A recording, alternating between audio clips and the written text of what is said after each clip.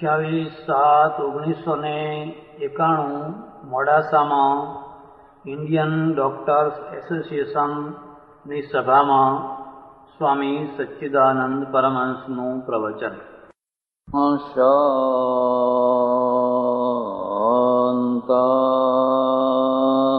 શાંતાય તેજસે.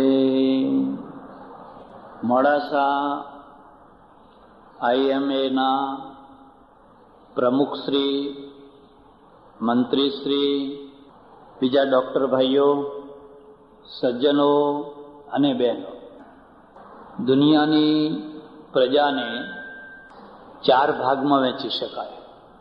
આ 4 ભાગના દ્વારા એમની કૃતિઓ, એમના પરિણામ સ્પષ્ટ થાય. 4 શબ્દો યાદ રાખજો. 1 મુમુર્ષુ પ્રજા, 2 જીજીવિષુ પ્રજા, 3 જિજ્ઞાસુ પ્રજા અને 4 વિજિગીષુ પ્રજા. આ 4 શબ્દોને યાદ રાખજો. મુમુર્ષુ, જીજીવિષુ, જિજ્ઞાસુ અને વિજિગીષુ. સંસ્કૃતના શબ્દો છે એટલે બધાના માટે સમજવા સરળ નહીં હોય, એનો ભાવ કહું છું. પ્રજા એક નિશ્ચિત સિદ્ધાંતના આધારે ઘડાય છે. આ જે નિશ્ચિત સિદ્ધાંત પ્રજાને પ્રાપ્ત થાય છે એ 4 જગ્યાએથી પ્રાપ્ત થાય છે.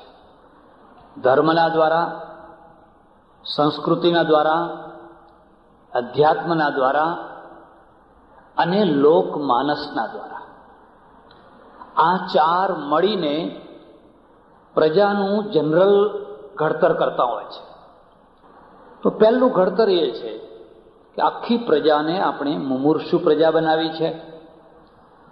મુમુર્ષુ પ્રજા એટલે શું? મરી જવું છે, મરી જવું છે, મરી જવું છે, મરી જવું છે. જેના ચિંતનમાં મુખ્ય વસ્તુ મૃત્યુ હોય, જેના ચિંતનમાં ડગલે ને પગલે મરવાની વાત હોય, અને એનું પરિણામ એ હોય કે એની જીવન પ્રત્યે, વર્તમાન પ્રત્યે બહુ રસ ન હોય. શું કરશો? મોટા બંગલામાં રહ્યા તો અંતે મરી જ જવું છે. તમે આરસપાણનો બંગલો બનાવ્યો, કેટલા દિવસ રહેવાના? કોઈ ખાતરી છે? કાલે એટેક આવશે, બંગલો એમને એમ રહી જશે, બસ મરી જ જવું છે. તમે સારામાં સારી ગાડી લઈ આવ્યા, મોડાસામાં કોઈની પાસે ના હોય એવી, અને ગાડીમાં બેસીને ફરવા નીકળ્યા. લો, અકસ્માત થયો, ગાડીના ભૂક્કા થઈ ગયા, મરી ગયા, મરી જ જવું છે. હવે તમે ગાડીમાં, સારી ગાડીમાં બેસો તોય શું, કોઈ ઉતરતી ગાડીમાં બેસો તોય શું, અને ગાડી ના વસાવો તોય શું? તમે રોજ દૂધપાક પૂરી ખાઓ છો, સારામાં સારા મિષ્ટાન જમો છો, શું એથી શું? અહીં ગળાના નીચે દૂધપાક ઉતર્યો એને કોઈ સ્વાદ નથી. એ તો વિષ્ટા છે, દુર્ગંધ મારતી વિષ્ટા છે.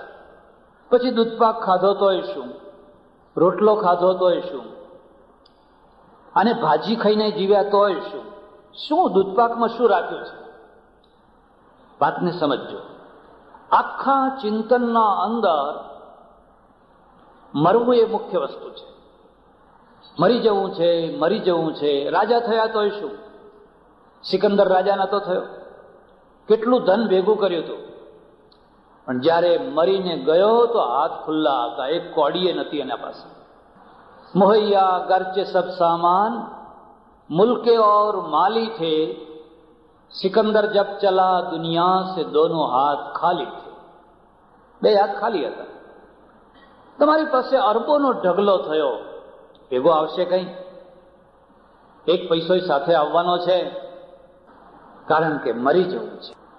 આ આખી થિયરીને ભગવદ્ ગીતામાં એક બહુ સુંદર શબ્દથી કહેવામાં આવી છે, પ્રજ્ઞાવાદાંશ્ચ ભાસસે. એને પ્રજ્ઞાવાદ કયો છે. પ્રજ્ઞાવાદનો અર્થ થાય સાંભળવામાં તમને બહુ સરસ લાગે. મારે યુદ્ધ નથી કરવું, મારે આ હત્યાઓ કરીને, હિંસા કરીને, લોહી વહાવીને આ બધા ભોગો મારે નથી ભોગવવા. હું ભિક્ષા માગીશ ઘર ઘરની, પણ મારે આ રક્તપાત નથી કરવો. કેટલી સરસ વાત છે. સાંભળનારને કેટલી સરસ લાગે કે અર્જુન કેટલી સારી વાત કરે છે, મારે ઝઘડો નથી કરવો. યાદ રાખજો, કેટલીક વાર ઝઘડો કર્તવ્ય બને છે અને ઝઘડાથી ભાગવું એ અધર્મ બને છે. ઝઘડો જ્યારે કર્તવ્ય બને એવા સમયે જો તમે ઝઘડાથી ભાગીને ઊભા થઈ જાઓ તો એ ત્યાગ નથી, એ વૈરાગ્ય નથી. ભગવદ્ ગીતાના દ્રષ્ટિએ એને રોગ માનવામાં આવ્યો છે, એને વિષાદ યોગ માન્યો છે. વિષાદ છે.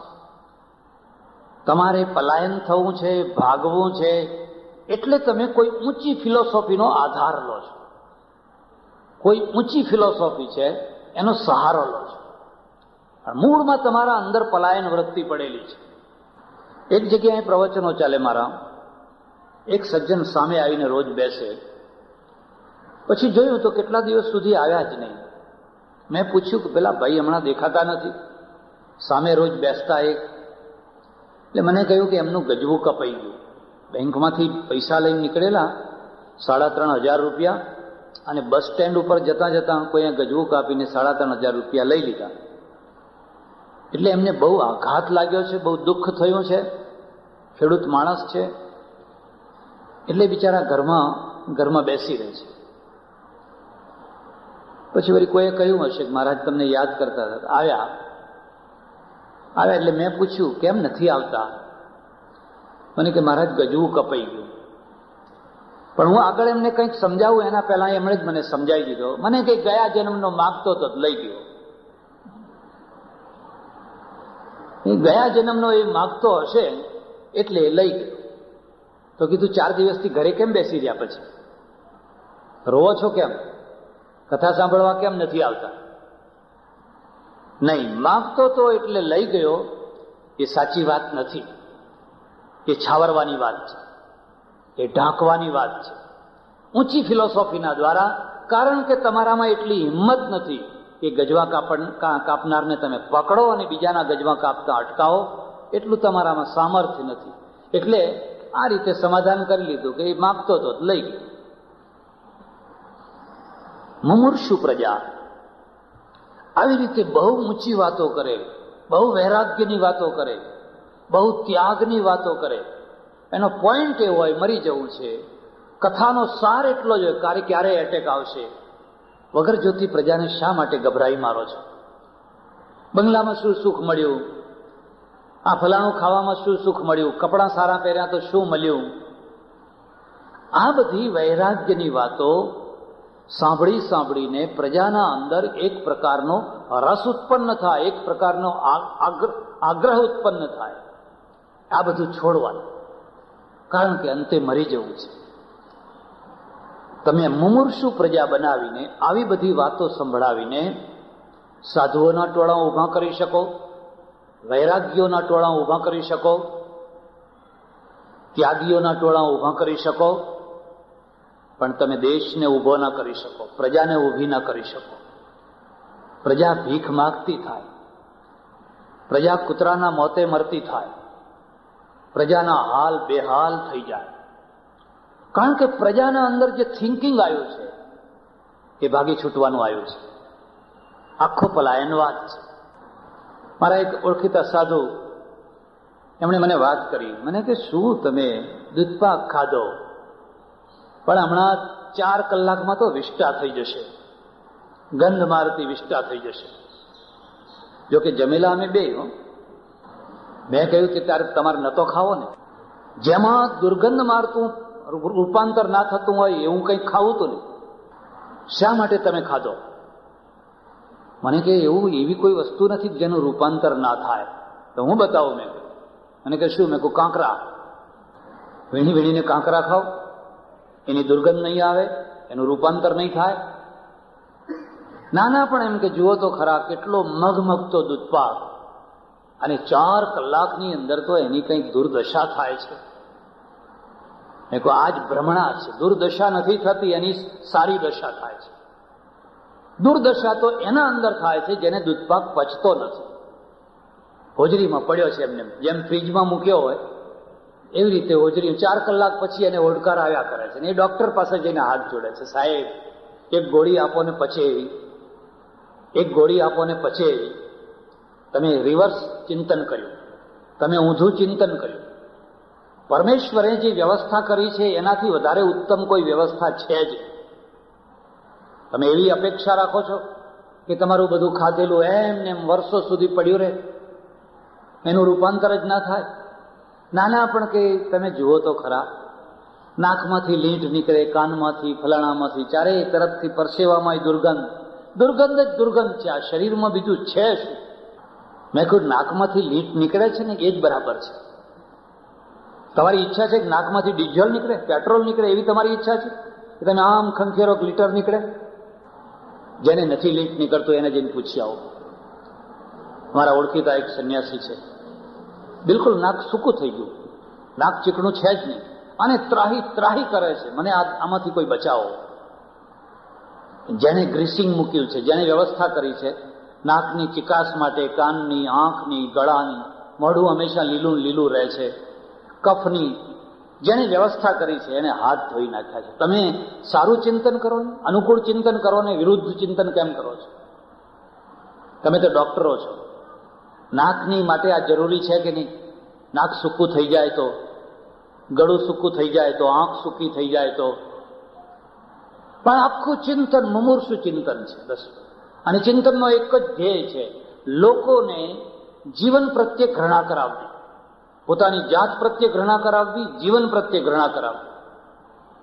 હવે શરીર જો આટલું બધું દુર્ગંધ જ મારતું છે, આટલું બધું ખરાબ જ છે, તો હવે શરીરને છોડી દો. શા માટે શરીરને રાખો છો? નાના પણ કે રોજ 2 વાર નાહીએ છીએ તોય પાછા હતા એવા ને એવા, હાબુ લગાવી લગાવીને નાહીએ છીએ તોય પાછા હતા એવા ને એવા, હતા એવા ને એવા થાવ છો ને એટલે જ જીવન છે. તમે જોઈ જો, સ્ટીલનું વાસણ છે, એકવાર ધોઈને મૂકી દો બસ ચળકાટ મારે છે, એ તો શોની વસ્તુ બની ગઈ.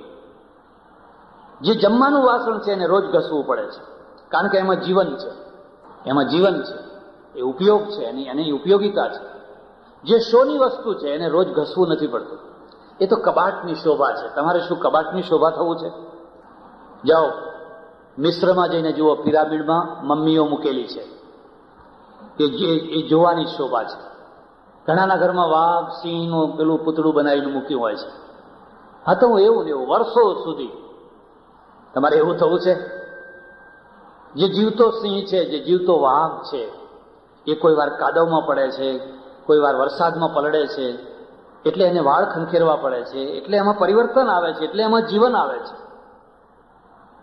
જીવનને નકારાત્મક બનાવનારું ચિંતન, જીવન પ્રત્યે દ્વેષ ઊભું કરનારું ચિંતન, અને એમાંથી એક બીજું ચિંતન, જેમ ઐશ્વર્યના પ્રત્યે ઘૃણા ઊભી કરવામાં આવી, એવી રીતે મોટા ભાગે આ ચિંતન પુરુષો માટે થયું, એટલે સ્ત્રીઓ માટે ઘૃણા ઊભી કરવામાં આવી.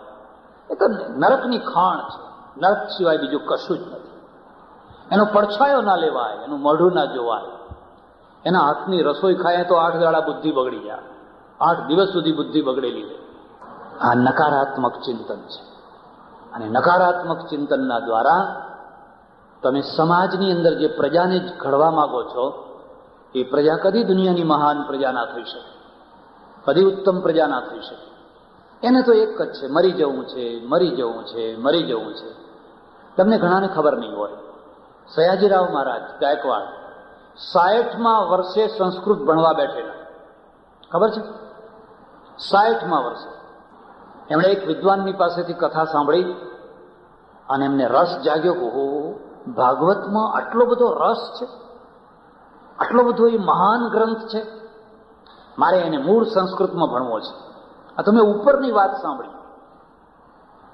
અને 60મા વર્ષે મહારાજાને આટલા બધા કામ હોવા છતાં એમણે વિદ્વાનને, પંડિતને રાખ્યા અને સંસ્કૃત ભણવાનું શરૂ કર્યું. પણ જો કયું હોત, અમારે સાધુઓમાં એક કહેવત છે, यद्यपि पठितव्यम तदपि मर्तव्यम तरी दंत कटाकट कथम कर्तव्यम. જો મરશો ને, અરે ભણશો ને તોય અંતે તો મરવાના જ છો. તો હવે મરવાના જ છીએ તો અયુન રીલ રીક અયુન રીલ રીક અયુન રીલ રીક આ માથું પચ્ચક કરવાની જરૂર શું છે? સમયસર જમો, ઊંઘો ને મજા કરો, એ મરવાનું જ છે. તમને કદાચ ખબર નહીં હોય, ફારસીનો બહુ મોટો શાયર, લેખક, ગુલિસ્તાનો રચનારો મહાકવિ શેખ સાદી, 40મા વર્ષ સુધી એને એક અક્ષર આવડતો નહોતો. બિલકુલ નિરક્ષર હતો, અભણ હતો. અંગ્રેજીનો નોવલકાર જાણો છો ને, આનંદ? બિલકુલ એક અક્ષર અંગ્રેજીનો જાણતો નહોતો. 40મા વર્ષે જ્યારે આ માણસ કુવા ઉપર ગયો પાણી પીવા, તો કુવાના દોરડા પેલા કોસના ઘસાયેલા પથ્થરમાં ખાંચા પડી ગયેલા. દોર આમ ખેંચવાથી પથ્થરમાં ખાંચા પડી ગયેલા. એને જોઈને એને પ્રેરણા મળી, સ્ફૂર્તિ મળી. અરે શેખ સાદિક, આ પથ્થર જો આટલા વર્ષ સુધી રૂનું દોરડું ઉપર ચાલ્યું તો એમાં ખાંચા પડી ગયા. ત્યાં રોજનો એક શબ્દ ભણ્યો હોત તું તો આ 40 વર્ષમાં તું કેટલું ભણ્યો હોત. બસ એને ભણવાનું શરૂ કર્યું, અને ભણવાનું શરૂ કર્યું. મહાન શાયર બન્યો. જેવો કાલિદાસ એવો ફારસીમાં શેખ સાદી છે. પણ આ મુમૂર્ષુ ચિંતન નહોતું. જો મુમૂર્ષુ ચિંતન હોય તો હવે ભણીને શું કરવું છે, હવે ફલાણું કરી, હવે કેટલા દાડા. મોટા ભાગે લોકો તમે જોતા હો ત્યારે આવી વાત કરતા હોય. હવે તો લાકડાના સ્મશાને પહોંચ્યા છે, તો ના પહોંચ્યા હોય તો અમે પહોંચાડી દઈએ અને તમને ભેગા પહોંચાડી દઈએ. પ્રજા ઉપર જયારે મુમૂર્ષુ ચિંતન ફરી વળે ત્યારે એમ સમજવાનું કે પ્રજા ત્યાગ અને વૈરાગ્યના દ્વારા મરી જશે. એને મારવા માટે પરદેશથી દુશ્મનો નહીં બોલાવવા પડે. દુશ્મનોની મારેલી પ્રજા તો બહુ જલ્દી બેઠી થતી જ હોય છે, પણ ચિંતનની મારેલી જે પ્રજા છે ને એને બેઠી કરવી બહુ કઠિન છે, બહુ મુશ્કેલ કામ છે.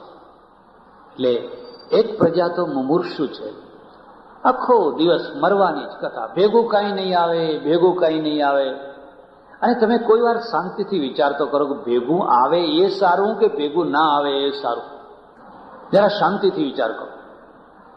એક વૃદ્ધ મરણ પથારીએ છે અને હવે ઘરમાં જે રાજ રચીલું વગેરે છે એ એના ભેગું લઈ જાય એ સારું કે અહીં મૂકીને જાય એ સારું? અને કદાચ લઈ જવાની વ્યવસ્થા થાય તો એના છોકરાઓ એની વહુઓ એને લઈ જવા દે ખરી? મોત બગાડે, મોત. અત્યારે તો ખાલી જીવન બગાડે છે, પણ પછી તો ઝઘડા, મરતી વખતે ઝઘડા થાય, મૂકો છો કે નહીં, આ મૂકો છો કે નહીં, અમે પછી શું કરશું?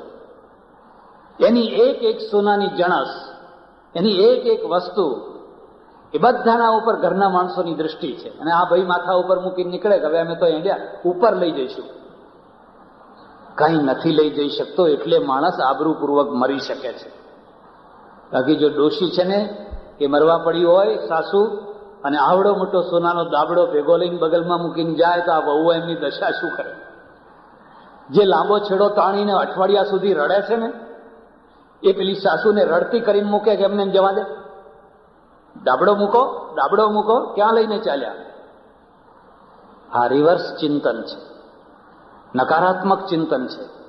અને આવું ચિંતન સતત સાંભળનારો માણસો મુમૂર્ષુ માણસો થતા હોય છે. એમને જીવનમાં રસ નથી હોતો, સુખમાં રસ નથી હોતો, કઈ કામ કરવામાં રસ નથી હોતો, બસ મરી જવા એ વાતો કરતા હોય છે. એક બીજી પ્રજા છે, એ મુમૂર્ષુ પ્રજા નથી, એ જીજીવિષુ પ્રજા છે. જીજીવિષુ એટલે શું કે જીવતા રહેવાની ઈચ્છાવાળી.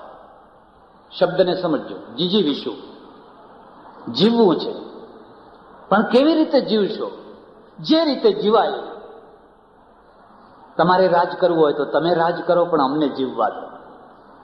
તમારે ટેક્સ વસૂલ કરવા હોય તો ટેક્સ વસૂલ કરો, પણ અમને જીવવા દો. તમારા મોહલ્લામાં એક ગુંડો છે કે કઈ વાંધો નહીં, એને રાજી રાખશું, એને જુએ આપશું, પણ જીવવા દો. પણ તમારી પાસે તો પૂરું ખાવા પીવાનું કઈ છે નહીં, કેવી રીતે જીવશો? કે ના, અમેરિકા ઘઉં મોકલશે ને જીવશું. ક્યાંથી દૂધનો પાવડર આવશે, કોઈના ઉતરેલા કપડાં આવશે, ચારે તરફથી કોઈને કોઈ દયાળુ લોકો છે, કંઈ ને કંઈ મોકલ્યા કરશે ને આપણે જીવશું. ખ્યાલ આવ્યો તમને? જીજીવીશું પ્રજા. એ જીવે છે, એને જીવવું છે, ભીખ માગીને જીવવું છે, લાચારી ભર્યું જીવન જીવવું છે. જ્યાંથી મળે, જેમથી મળે, જે રીતે મળે, કોઈ જબ્બો આપી દે, કોઈ ચંપલ ઉતરેલું આપી દે, આજ તમારે ત્યાં જમી લઉં, કાલ હમણાં ત્યાં જમી લઉં, ફરી પરમ દિવસે કોઈ વાડીમાં જમણવાર હોય તો બેસી જવું, અંદર લાઈનમાં બેસી જવું, અહીંથી ઉઠાડે પણ બેસી જવું, પણેથી ઉઠાડે પાછું અહીં બેસી જવું, કારણ કે મારે જીવવું છે. એક પ્રજા કીડા મકોડાની માફક જીવતી હોય છે, અળસિયાની માફક જીવતી હોય છે. ઝોંપડપટ્ટીઓમાં જઈને જુઓ, ભારતનું કોઈ શહેર જઈને જુઓ, આટલું ભૂંડું દૃશ્ય પહેલા જોવા ના મળતું, આટલી દુર્દશા પહેલા જોવા ના મળતી. તમે આ વરસાદમાં ઝોંપડપટ્ટીમાં પાણી પેસી ગયું હોય, એના ઘરમાં ગેસ તેલ નથી, બધું પલળી ગયું છે, ચૂલો નથી, લાકડા નથી, આ શું રાંધશે, શું ખાશે, ક્યાં ઊંઘશે, ઊંઘવાની કોઈ જગ્યા નથી, સારું પાથરવાનું નથી, સારું ઓઢવાનું નથી, બધું જ પલળી ગયું છે. કારણ કે પ્લાસ્ટિકના 4 ગજનું પેલું છાપરું બનાવ્યું છે, એમાં આ માણસ રહે છે, પણ જીવે છે. કીડા મકોડાની માફક, અળસિયાની માફક માણસ જીવે છે. અને આપણને બધાને કોઠે પડી ગયું છે, કોઈને કોઈ વેદના નથી થતી. ડોક્ટરો મોટાભાગે વેદના શૂન્ય હોય, દુઃખ ના લગાડતા. હું આવું તો હું પણ એવો થઈ જાઉં. કેમ એવો થઈ જાઉં?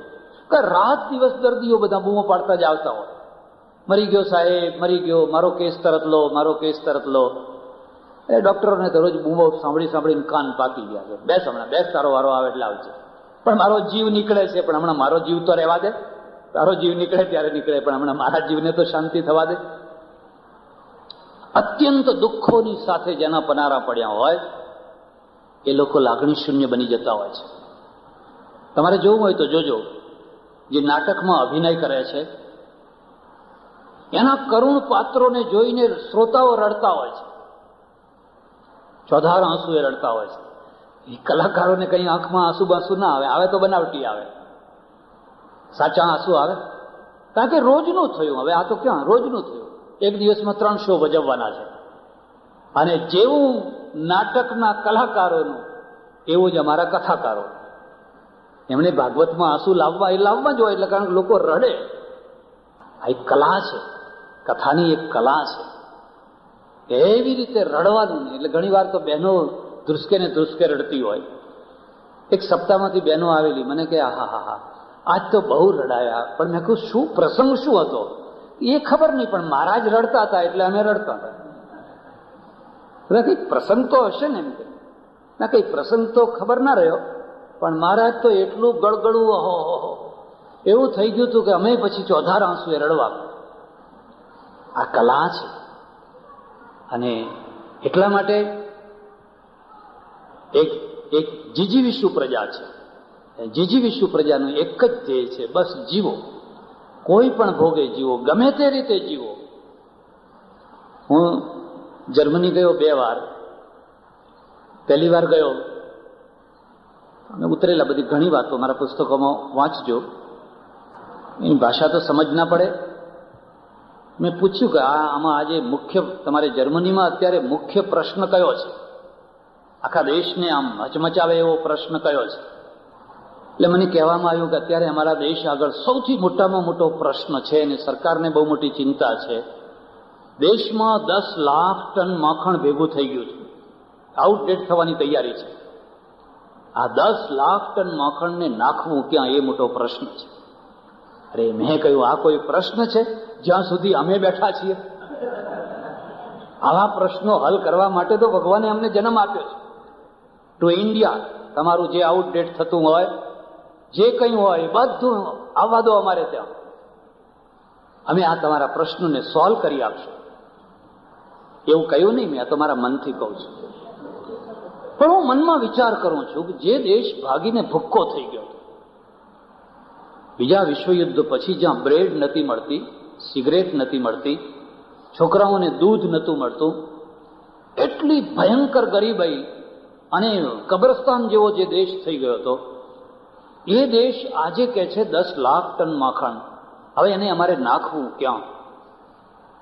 આપણા ત્યાં કોઈ વાર આવું માખણ ભેગું થાય છે? કોઈ વાર આવો ઘીનો ભરાવો થાય છે? કોઈ બીજી વસ્તુઓનો? હા, હમણાં એક ભરાવો બહુ મોટો થયો છે, સફેદ હાથીઓનો. ખ્યાલ આવે છે? સફેદ હાથીઓ છે ને એનો બહુ મોટો જંગી જથ્થો ભેગો થઈ ગયો છે.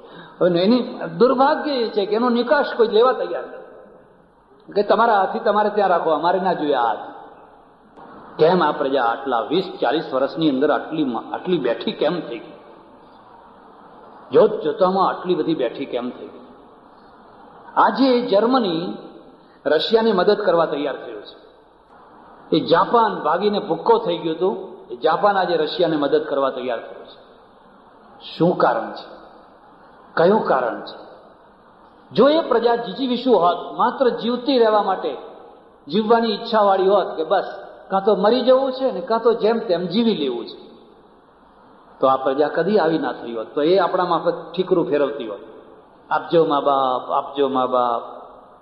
હું જયારે પરદેશ જઉં, ઘણા ઓળખીતાઓ મળે, મને આગ્રહપૂર્વક કહે કે અહીંથી બધા કપડાં લઈ જાઓ, ટન બંધ. જૂના એટલે ઉતરેલા, એટલે જૂના એટલે આપણા જેવા જૂના નહીં. આપણે તો ચીંથરું કાઢી નાખીએ, પણ કામવાળીને ના આપીએ તે ના જ આપે. હવે તારી સાડી કામવાળીને આપ, ભલી થા, તું શેઠાણી છે. આ તો એવી શેઠાણી છે કે કામવાળીની એ સાડી ખેંચી લે એવી છે. એ શું કામવાળીને આપતી? એટલા સરસ કપડાં. આપણું મન, પૈસાદારનું મન લલચી જાય. લઈ જાઓ, દેશમાં આપજો. મેં કહું ખબરદાર, મને તો ના આપશો, પણ મારા જેવા કોઈ બીજા આવે એને ના આપશો. પરદેશના કપડાં અમારે નથી જોઈતા. એથી શરીર નથી ઠંકાતું, એથી મોરલ તૂટે છે. બસ પ્રજાને મારી નાખવી હોય તો એક જ શરત છે, એને મફતનું ખાતી કરો ને એને ભિખારી બનાવો, પ્રજા મરી જશે. અને પ્રજાને જો મહાન બનાવવી હોય તો એને મફતનું ખાવાનું છોડાવો, એને ભીખ માગવાનું છોડાવો, એ આપોઆપ મહાન થઈ જશે.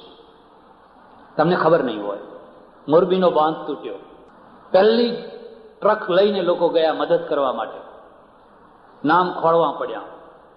જેને આપવું છે એ લેવા તૈયાર નથી. ભલે અમારું તણાઈ ગયું, પણ અમારે નહીં જોઈએ, અમે બેઠા થઈ જઈશું, અમારે ધર્માદો ના જોઈએ. આગ્રહ કરીને આપ્યા, આગ્રહ કરી.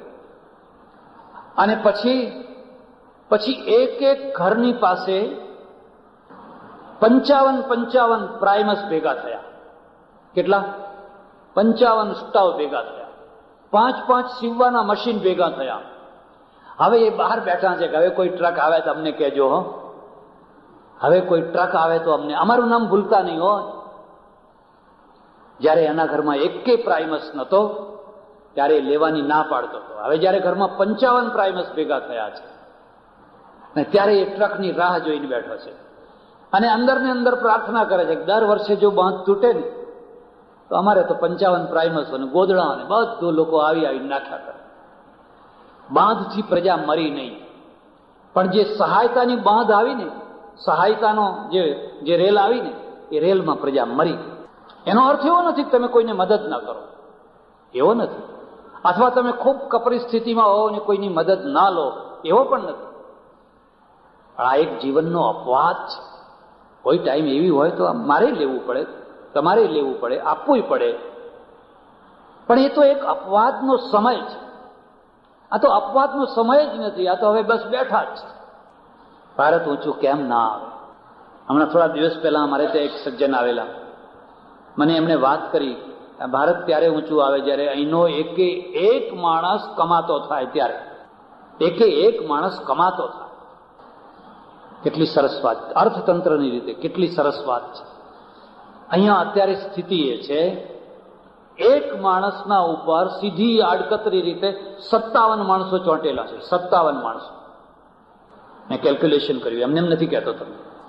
તમે ઇંગ્લેન્ડમાં જાઓ, પતિ પત્ની બે બાળકો, બસ નાનું કુટુંબ. એને મામેરું નહીં ભરવાનું, એને 12મું નહીં કરવાનું, એને દીકરીનો દહેજ નહીં આપવાનો, એને બીજી કોઈ જવાબદારી નહીં. હવે દીકરીની પ્રસૂતિ થઈ એટલે એના બાપના ત્યાં ધકેલી દેવાની, જા પ્રસૂતિ કરાવીને આવજે. જમાઈ રાજ, રાજ એકલા જમાઈ નહીં, જમાઈ રાજ ધકેલી દીધી. એમાંય જો પછી દીકરી આવી, તે બિચારી જતી વખતે એને ચિંતાનો પાર નહીં. પેલાના બધાના મોઢામાં કડવાશ આવી ગઈ હોય. દીકરી લઈને આવી, દીકરો જોતો હતો, એના હાથની વાત છે કે દીકરી લઈને આવે, દીકરો લઈને આવે. કેવો સમાજ બનાવ્યો છે, અને એના પરિણામ કેટલા ક્રૂરતામાં. એક વાર દીકરી આવી, બીજી વાર દીકરી આવી, ત્રીજી વાર દીકરી આવી. હમણાં અમારે આણંદમાં ઘટના ઘટી. એની પ્રસૂતિ હતી, એની સાસુ પગથિયાં ચડવા માંડી હોસ્પિટલના. નર્સને પૂછ્યું શું સમાચાર છે, એને કહ્યું દીકરી છે. બસ ત્યાંથી જ પગથિયાં પાછા ઉતરી ગઈ, આગળ ગઈ. અને નર્સને જ કહી દીધું કે એને કહેજે કે એના બાપના ઘેર જાય, મારા ઘેર ના આવે. એ સ્ત્રીની દશા ઉપર વિચાર કર્યો. એના પોતાના હાથની વસ્તુ છે. જેટલો દીકરો તમને ગમે છે એટલો એને ગમે છે, તમારા કરતા વધારે ગમે છે. હવે એને એના બાપના ઘેર મોકલી દેવી છે. આ તે કઈ જાતની સંસ્કૃતિ છે, આ તે કઈ જાતની વ્યવસ્થા છે. ત્યારે પેલાના ત્યાં દીકરી હોય કે દીકરો હોય તો બંનેને સરખા સમજે છે, બંનેને સરખા સમજે છે. અને આપણા કરતા કંઈ ઉતરતા નથી, અને છતાંય આપણે આપણું ખેંચે રાખીએ છીએ. એને કોઈ ચિંતા નથી, એને પોતાની વૃદ્ધાવસ્થાની ચિંતા નથી. સરકાર આખી જવાબદારી ઉપાડે છે. એટલે એના બે માણસો કમાય છે, બંને કમાય છે. નાનું છોકરું છે એ પેપર વેચવા જાય છે, એટલે એ થોડુંક કમાય છે. એકના ઉપર અડધા માણસનો ભાર છે, માત્ર અડધા છોકરાનો ભાર છે. એટલે એ પૈસા બચાવવામાં સમજતા નથી. વાપરો, ખાઓ, પીવો, મજા કરો. આપણા ત્યાં 7 માણસનું કુટુંબ છે, કમાનારો એક જ છે, એક જ. અને એને ખાલી 7 માણસ માટે નથી કમાવાનું. મારા જેવો કોઈ સાધુ આવે તો એના ઉપર છે, બારોટ આવે તો એના ઉપર છે, રામલીલા વાળા આવે તો એના ઉપર છે, હોળીનો પ્રસંગ આવ્યો હોય તો એના ઉપર છે, જન્માષ્ટમી કરવાની હોય તો એના ઉપર છે, ગણેશ ચતુર્થી. અને હવે તો તમે જાણો છો ને, હવે ઉઘરાણા નથી થતા. હવે તો રીતસર મરાઠાની ચોથ ઉઘરાવાય છે. આપો છો કે નહીં? આપી જ દેવાના. મુંબઈમાં જઈને પૂછો તો રહેવું હોય. અને અહીંયા થોડા ઘણા અંશમાં એવું થયું જ છે, થયું છે. ફરજિયાત આપવું જ પડે. હોળીના દિવસોમાં નીકળો, રોડ ઉપર આડા લાકડા રાખીને બેઠા હોય એટલે ગાડીવાળાને લાવો, પંચર કરી દઈશ. એક માણસના ઉપર કેટલા માણસો છે ચોંટેલા, અને પેલાના કરતા 7 ગણી ઓછી આવક છે. પેલા 2 જેટલું કમાય છે એનાથી 7 ગણી ઓછી. એક માણસ ઉપર 57 માણસ ચોંટ્યા છે. 57 માણસનો જાણતા અજાણતા, સીધી રીતે, આડકતરી રીતે એક માણસ 57 માણસનો ભાર ઉપાડે છે. દેશ કેવી રીતે ઊંચો આવી શકે? અને આ 57 કોણ છે? જીજી વિશુ. બસ તમારે ત્યાં આવીને જમને મહારાણી કી જય, ભાઈ જે તમારે કંઈક આપે જ છૂટકો. ભાઈ જમને મહારાણી કી જય તો અમને બોલતા આવડે, તમે શું કામ આયા? કે ના, દીકરી શાદી કરની હે. હવે દીકરી શાદી કરવી છે કે નથી કરવી એ તો ભગવાન જાણે, પણ તમારા ઉપર તો એ ચોંટેલા જ છે. એટલે એક બીજી પ્રજા છે જે જીજી વિશુ પ્રજા છે, માત્ર જીવી ખાવા માંગે છે. કોઈ મહત્વાકાંક્ષા નહીં, કોઈ સાહસ નહીં, કોઈ શૌર્ય નહીં, કોઈ વિશેષતા નહીં. અડધો રોટલો ખાઈને પડ્યા રહો, કોઈના ઓટલે જિંદગી કાઢી લો. ચીંથરા પહેર્યા તો શું હાથમાં આવવાનું હતું? કશું જ હાથમાં આવવાનું નથી. બધું માટી ભેગું માટી થવાનું છે. બસ આ આખું ચિંતન છે. ત્યારે એક ત્રીજી પ્રજા છે, અને ત્રીજી પ્રજાનું નામ છે જિજ્ઞાસુ પ્રજા. શબ્દ ઉપર ધ્યાન દેજો. એને હંમેશા જાણવાની ઈચ્છા થાય છે. જિજ્ઞાસા. આ માઇક અવાજ કેમ આપે છે? આટલા વર્ષોથી તમે સાંભળો છો, કદી આની થિયરી સમજવાનો પ્રયત્ન કર્યો નહીં? જિજ્ઞાસા જ નહીં, મરી ગઈ. ટેપ રેકોર્ડર કેવી રીતે બોલે છે? શું એમાં શું થિયરિકલ શું છે? કે ના, આપણે તો ચાંપ દબાવો અને સાંભળો. પણ તમને કદી જિજ્ઞાસા થાય છે? ટીવીમાં ચિત્રો કેમ આવે છે? કેવી રીતે દેખાય છે? એ દિલ્હીનું ચિત્ર અહીં આવે છે. કદી પણ આમ પાછળ વળીને જોયું ખરું ક્યાંથી ચિત્ર આવે છે, કેમનું આવે છે? બસ પ્રજા મગજથી મરતી હોય છે, મસ્તિષ્કથી મરતી હોય છે. એની જિજ્ઞાસાને શિથિલ કરી નાખો, મારી નાખો, એ જીજીવીશું પ્રજા થઈ જશે. કોઈનો લાવશે ટીવી, પણ કોઈનું એસેમ્બલ કરેલું લાવ, પોતાનું ટીવી નહીં બનાવી શકે. ગાડી ચલાવશે પણ બાજની પોતાની ગાડી નહીં બનાવી શકે, કારણ કે એને કદી જિજ્ઞાસા નથી થતી. એક જિજ્ઞાસુ પ્રજા છે, અને આ જિજ્ઞાસા એના બે મોટા દુશ્મન યાદ રાખજો. ભારતમાં બહુ જિજ્ઞાસા હતી. તમારા જૂના શાસ્ત્રો વાંચો. અથા તો બ્રહ્મ જિજ્ઞાસા પહેલું સૂત્ર છે. જેને બ્રહ્મને જાણવાની જિજ્ઞાસા હોય એના માટે આ ગ્રંથ રચીએ છીએ. અથા તો બ્રહ્મ જિજ્ઞાસા. તમને કદી બ્રહ્મને જાણવાની જિજ્ઞાસા થઈ? હું અમેરિકા ગયેલો ત્યારે એક ભાઈના ત્યાં ઉતર્યો. મને કે મારી પ્રાર્થનાની રૂમ છે એ જોવા ચાલો. મેં કહ્યું ચાલો, તમને દુઃખ થાય તો માફ કરજો. મોટા ભાગે હું લોકોના ઘરોમાં જઈને જોઉં તો પ્રાર્થનાની જે રૂમ હોય ને એ રૂમ નાનું સરખું મ્યુઝિયમ હોય. નાનું સરખું મ્યુઝિયમ હોય, જ્યાંથી જેટલા ફોટા મળ્યા, જેવા મળ્યા બધા લાવીને ભેગા કર્યા. અડધા રૂમની અંદર બધા ફોટાઓ ગોઠવેલા, કોઈ મૂર્તિ ને કોઈ ફોટા ને કોઈ આ બાપજી ને કોઈ ફલાણા બાપજી ને કોઈ ફલાણા બાપજી. કેટલીક વાર તો બે વિરુદ્ધ બાપજીઓ ભેગા કરી દીધા હોય. શું લોકો છે કઈ.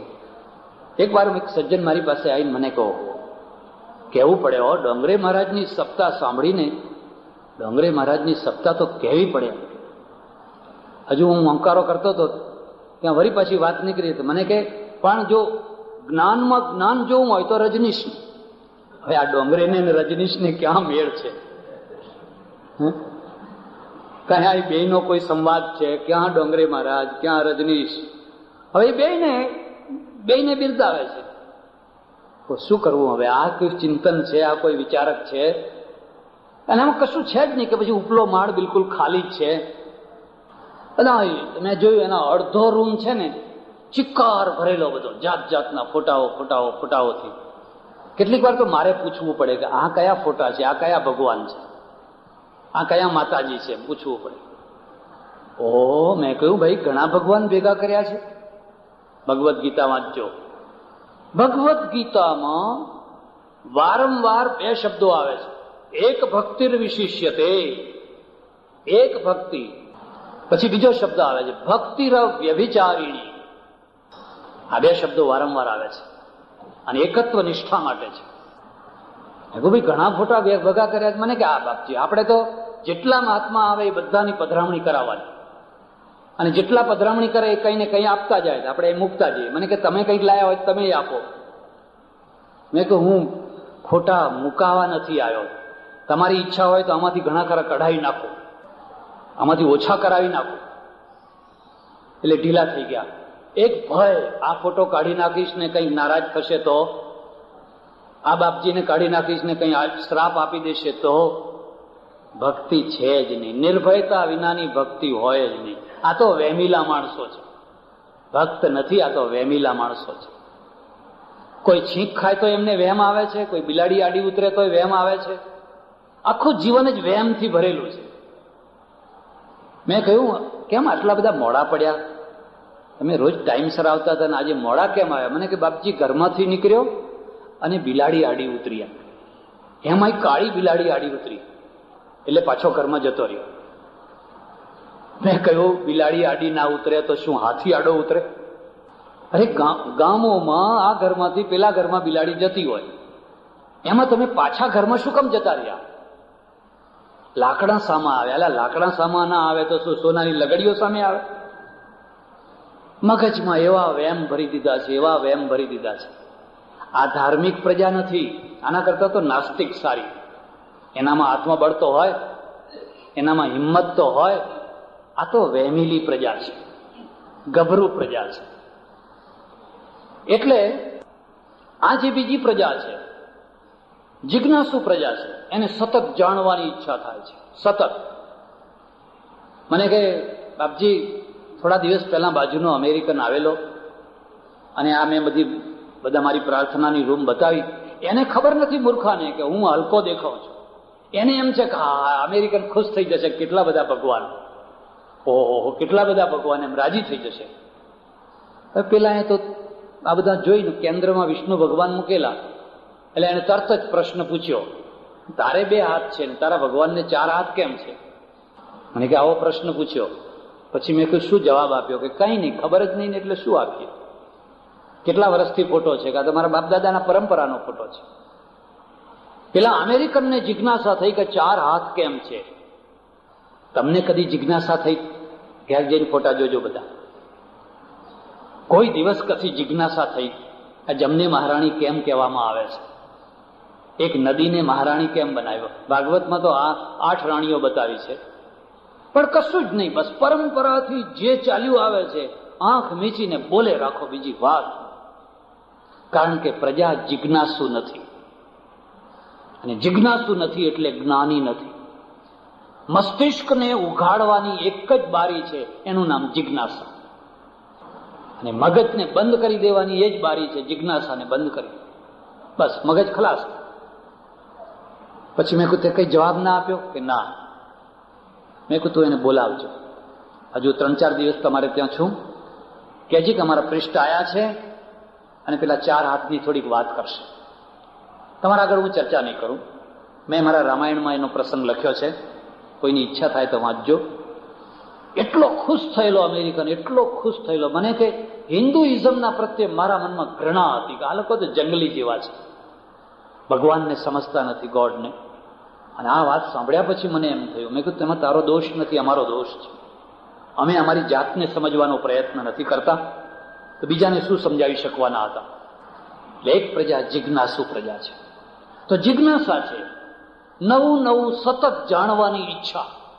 એના 2 મોટા દુશ્મન યાદ રાખજો: ગ્રંથબદ્ધતા અને વ્યક્તિબદ્ધતા.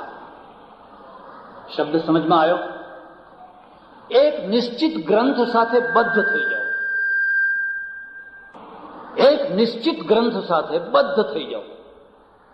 આ ગ્રંથ એ જ છેલ્લામાં છેલ્લો ગ્રંથ છે, એ ગ્રંથથી બહાર નહીં જવાનું.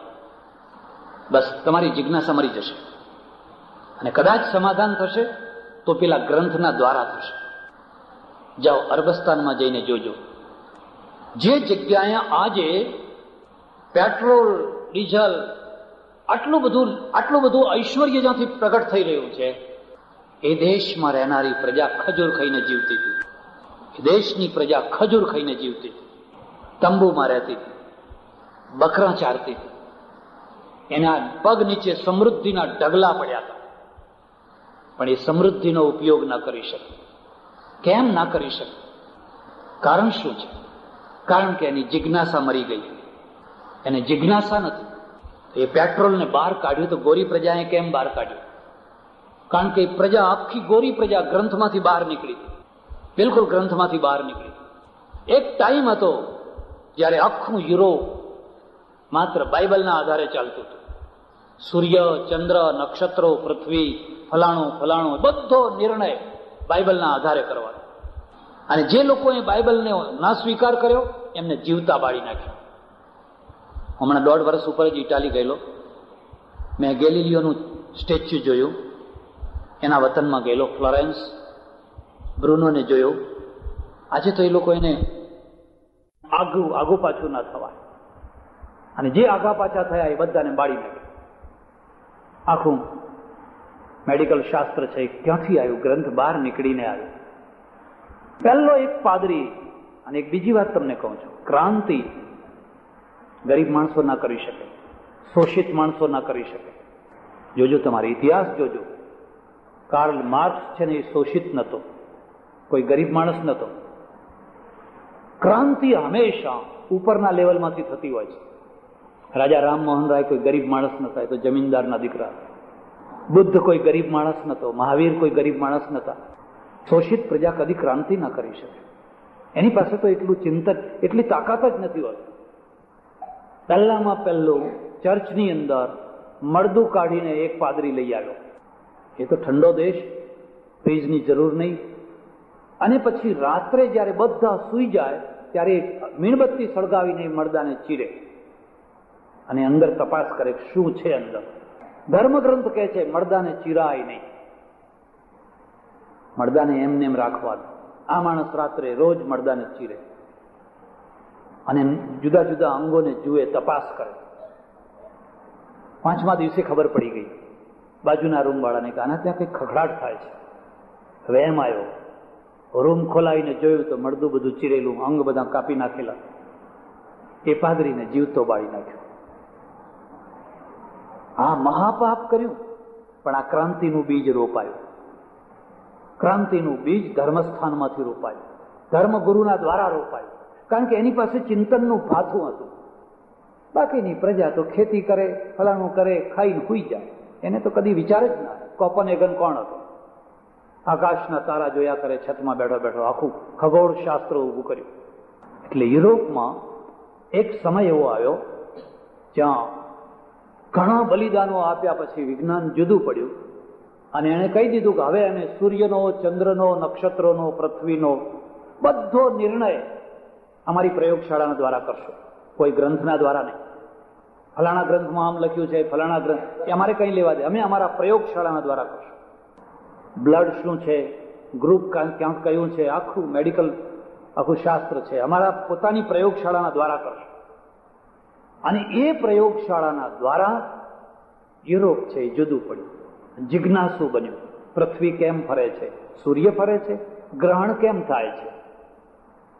આપણે તો સરળતાથી પકડાઈ દીધું કે રાહુ ને કેતુ એ ભગવાને માથું કાપી નાખ્યું એટલે એક તરફ માથું ને એક તરફ ધડ રહ્યું, તે ત્યારના બે પેલું અમૃત પી લીધેલું એટલે મર્યા નહીં, પણ એક ધડ વાળો ને એક માથા વાળો. એટલે જયારે ચંદ્રમાને પકડે છે ને રાહુ, એટલે પછી ચંદ્રમા બહુ દુઃખી થાય છે, એટલે ગ્રહણ થાય છે. આપો, દાન કરો, ધર્માદો કરો, દાન કરો. અમે કાશીમાં રહ્યા હતા ત્યારે મને ખબર છે, 3 વાર નાતા. એક તો ગ્રહણ થાય એના 12 કલાક પહેલા સૂતક લાગી જાય. શું આ દેશમાં સૂતક લાગે છે! ઓહો, એક છોકરું મદ્રાસમાં જન્મ્યું, અહીં સૂતક લાગ્યું. એક માણસ અમેરિકામાં મરી ગયો, અહીં સૂતક લાગ્યું. ભાઈ તો અમેરિકા મર્યો છે, મદ્રાસમાં છોકરું જન્મ્યું છે. અરે તમને તો લાગ્યું, તમારા ભગવાન નહીં લાગ્યું. પાછું ભગવાનની પૂજા ના થાય. હવે ભગવાનને દીવો ધૂપ ના થાય. બાજુના કોઈ માણસને બોલાવવાનો, તમે દીવો ધૂપ કરો. આથી વધારે કોઈ ભ્રાંતિ હોય? શું ભગવાન અભડાય છે? ભગવાનને સૂતક લાગે છે? કાશી જાઓ ત્યારે જોજો, કાશી વિશ્વનાથના દર્શને જાઓ ત્યારે પેલો પંડ્યો છે ને એ તમને કહેશે કે ઔરંગઝેબનું લશ્કર જ્યારે આવ્યું, કાશી ઉપર ચડી આવ્યું અને આ કાશી વિશ્વનાથની મૂર્તિ તોડવાની ઈચ્છાથી જ્યારે એ આવતો હતો ત્યારે ભગવાન અહીંથી કૂદીને આ કૂવામાં પડ્યા હતા. બાજુમાં જ્ઞાનવાપીનો કૂવો છે, એ કૂવામાં ભગવાન પડ્યા હતા એટલે બચી ગયા. હવે ઔરંગઝેબ મોટો, ભગવાન મોટા. ભગવાન કૂદીને કૂવામાં પડ્યા, પોતાનું રક્ષણ ન કરી શક્યા એટલે કૂવામાં પડ્યા. એટલે પાછું ત્યાં દર્શન કરવા લઈ જાય કે કંઈ મૂકો, હવે કંઈક મૂકો. અને ત્યાંય બાકી હોય ને એની બાજુમાં એક બીજો કૂવો, ત્યાં કાશી કરવત, માણસને કાપવામાં આવતો કરવતીથી, ત્યાંય મૂકો કંઈ. તમને કદી જિજ્ઞાસા ના થઈ? તમને કદી જાણવાની ઈચ્છા ના થઈ? અને ના થઈ એટલે તમે આ બ્રહ્મ અથાતો બ્રહ્મ જિજ્ઞાસાની જગ્યાએ ક્યાં રખડી પડ્યા? તમે ક્યાં ભટકાઈ પડ્યા? તમારા મૂળ શાસ્ત્રો શું કહે છે? ભગવાન ભાગે નહીં, કૂદે નહીં, કૂવામાં પડે નહીં. કોઈ મજબૂત સારો શૂરવીર માણસ હોય તો શૂરવીર માણસે કૂવામાં ના પડે, સામે સામે કંઈક કેસરિયા કરે, બાથોડા લે કંઈક. હવે ભગવાન જ કૂવામાં પડ્યા તો માણસોને પછી કૂવામાં પડવાનું જ રહ્યું. કેવી ભ્રાંતિઓ ઊભી કરી દીધી છે. એટલે આખી એક જિજ્ઞાસા ઊભી થઈને જિજ્ઞાસામાંથી આખું એક નવું યુરોપ થયું. અને નવું યુરોપ થયું એનું મૂળ પ્રયોગશાળા છે. 2 મુખ્ય જ્ઞાન છે, પ્રતિભા જ્ઞાન, પ્રયોગશાળાનું જ્ઞાન. આપણા ત્યાં પ્રાચીન કાળમાં ને આજે પણ ઘણા પ્રતિભાશાળી માણસો થયા, શાસ્ત્રો લખનારા. વૈદક શાસ્ત્રની પરંપરામાં પણ કેટલાક બહુ પ્રતિભાશાળી થયા. કેટલીક વાર તો એમની થોડી કલ્પનાઓ પણ ખરી. રાજાની રાણીઓ હોય એ તો પેલા અંદર રહેતી હોય, બહાર આવે નહીં.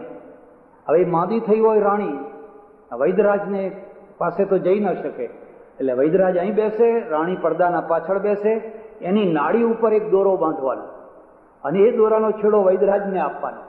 અને વૈદરાજ અહીં દોરો આમ જુએ એટલે બેઠા બેઠા ખબર પાડી દે કે રાણીને કયો રોગ થયો છે. દરેક ધંધામાં લોકોને ઉલ્લુ બનાવવાની થોડીક પ્રક્રિયાઓ હોય છે કે નથી હોતી? તમારા ધંધામાં ખરી હો. વિમલ રોય થયા ક્યાં? કલકત્તામાં. નામ સાંભળ્યું છે? ડોક્ટર વિમલ રોય. બહુ મોટા સારા ડોક્ટર હતા. પછી મુખ્યમંત્રી થયા. બહુ સારા ડોક્ટર હતા. એક નવો છોકરો એમની પાસે શીખવા આવ્યો, બેસાડ્યો બાજુમાં. બધા દર્દીઓ આવે, જુએ, તપાસે, એમ કરતા કરતા એક મારવાડી શેઠાણી છે ને, મોટું ભારે શરીર, અને આવી જુઓ કરોડાધિપતિની, એટલે ડોક્ટર છે, એને બધું આમ તપાસ્યું. ઘણી વાર તો દર્દીઓને તપાસવાની જરૂર જ નથી હોતી, પણ એને સંતોષ થાય એટલા માટે તપાસવા પડે. નહીં તો કે ડોક્ટરે કંઈ જોયું અને આમ આંખો બદલવાની, ચહેરા બદલવાના, આમ કરવાનું, એટલે એને એમ થાય કે હા કંઈક આને પકડાય છે કંઈક. પછી પેલું ટેથોસ્કોપ છે ને, એ બધે ફેરવતા એ માથામાં મૂક્યું, અહીં મૂક્યું. પછી બધી દવા લખી આપી. બેન ગયા. પછી પેલા વિદ્યાર્થીએ કહ્યું, નવો ડોક્ટર થવા આવેલો, એને ગુરુજી બધું તો ઠીક, આ ફેફસા ઉપર મુકાય, અહીં મુકાય, તમે માથા ઉપર એ મૂક્યું. માથા ઉપર મૂકવાની શી જરૂર હતી? એ તારે મારી પાસેથી એ જ શીખવાનું છે. ફેફસા ઉપર મૂકવાનું તો તું કોલેજમાં શીખેલો જ છે.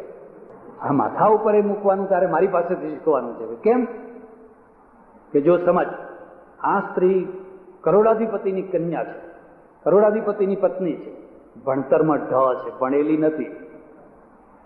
નથી. હવે એને માથું દુખે છે.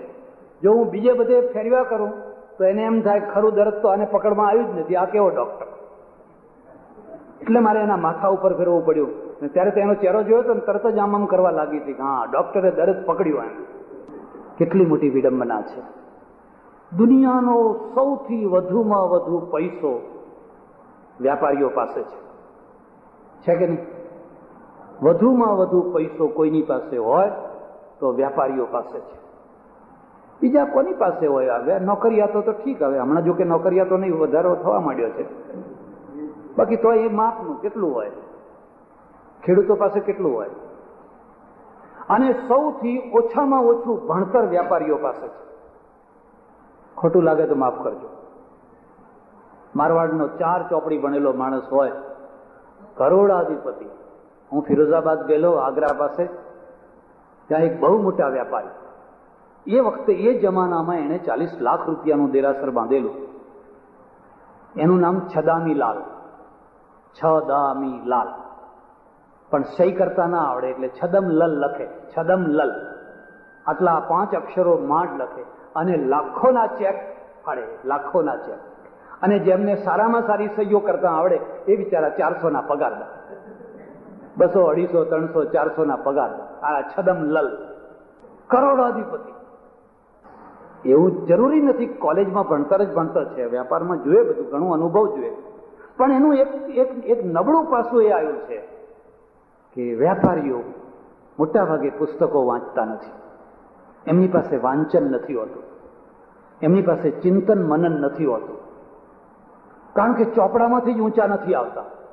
અને સરકારે એટલા ચોપડા અને એટલા ખાતા ઊભા કર્યા છે કે તમારે જ્યારે પેલું ફોર્મ ભરવાના દિવસો હોય ને ત્યારે તો બસ વાત જ જવા દો, ઉપમા આપું તો ખોટી લાગે.